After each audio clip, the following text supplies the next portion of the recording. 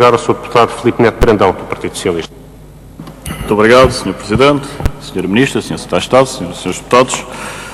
Sra. Ministra, Vossa Excelência é, salvo erro, o 6º Ministro a desfilar aqui na Comissão de Orçamento e Finanças para discussão do Orçamento de Estado.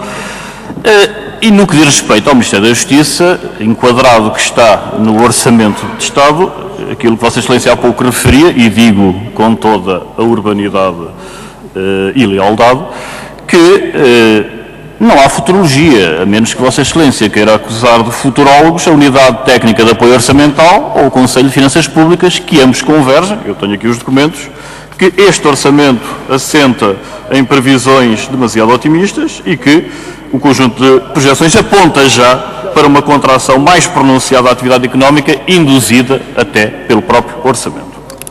E, portanto, quando Vossa Excelência diz que, secundada pelo Sr. Deputado Hugo Velosa, que o orçamento é para executar como está previsto, eu desde já lhe digo que, previsivelmente, ele não poderá ser executado, porque todas as opiniões avalizadas referem que o não serão, mas a breve trecho o aferiremos. Mas há uma pergunta que não posso deixar também de referir a Vossa Excelência, relativamente aos 500 milhões. É evidente que, concordo com Vossa Excelência, que não é possível antever desde já onde é que será feita a repartição, mas Vossa Excelência concordará que é desde já possível, em conformidade com as suas próprias palavras, que terá que ser acomodada uma despesa, um corte na despesa também no Ministério da Justiça. E, portanto, em face deste orçamento, eu perguntava a Vossa Excelência, como responsável do orçamento do Ministério da Justiça, onde é que é expectável que haja uma acomodação num corte de despesa.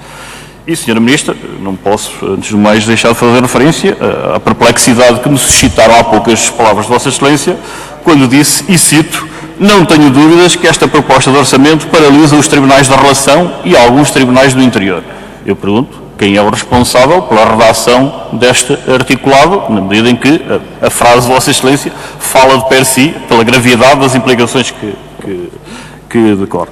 Mas, Sra. Ministra, queria dizer também, e referiu há pouco que é uma discussão que iremos ter em breve, mas não pode deixar de passar neste momento em que o próprio relatório do orçamento enfatiza a nova organização judiciária, dizer que no momento em que publicamente o Governo lança apelos ao consenso com a oposição, nomeadamente com o maior partido da oposição, é bom que se fique registado que se há matéria onde havia um consenso, e havia mais que um consenso, um pacto firmado em matéria de justiça, este Governo unilateralmente rasgou. E refiro-me, nomeadamente, à conformação do mapa judiciário em que PSD e PS haviam concordado em fazer erigir as NUTS 3 como um critério de partida para as novas circunscrições judiciais de base. E, sendo certo que se mantém no memorando de entendimento a questão do mapa judiciário, Vossa Excelência reconhecerá que se mantém apenas o significante, na medida em que o significado, ou seja, a concreta conformação, a que está hoje defendida pelo Ministério da Justiça, não era aquela que constava do memorando original. E queria também referir que, onde antes PS e PSD queriam um mapa de distritos judiciais coincidentes com as regiões plano e sem necessidade de encerrar tribunais, o Governo, claramente, é uma opção política, manifesta a sua intenção de encerrar tribunais e quer agregar distritos administrativos para, a nosso ver, determinar incongruentemente a competência dos tribunais da relação. É uma opção política.